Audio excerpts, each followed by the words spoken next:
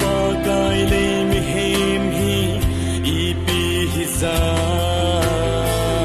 hi bang na kho sa ham na thi san lu ta I lo helin kai het nan cross na na hung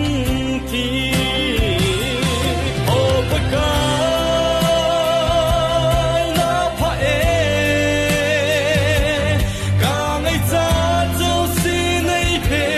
sin zi in o pa kai na pha e ka ngai cha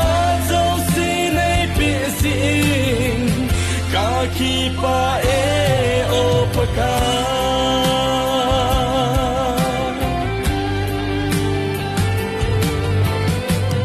lung gel gan thei pumaka si lain nang yin lung mon na nei pi ka lon hi na thi hulin nei lembi na phat na ka se chim sa chim thei po o pa kai na pha e ka ngai cha zo si nei pe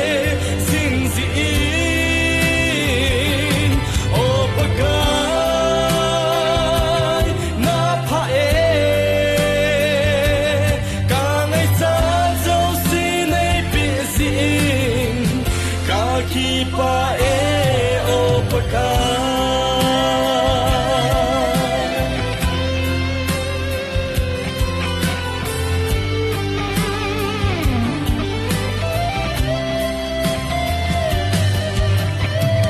Pakai mal som na tin chen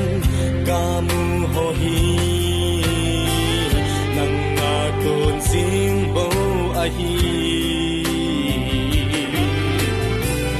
nang ma thil ho chu ke ho nang ma ka le pi ki ding a hi bo ve o pa kai na pha e ka ngai cha zo si nei pe sin zi in o pa kai na pha e ka ngai cha zo si nei pe sin ka ki pa e o pa kai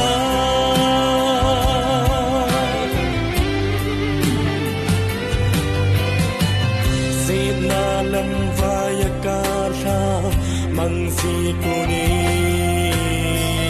nang yin nei phong ding kit chi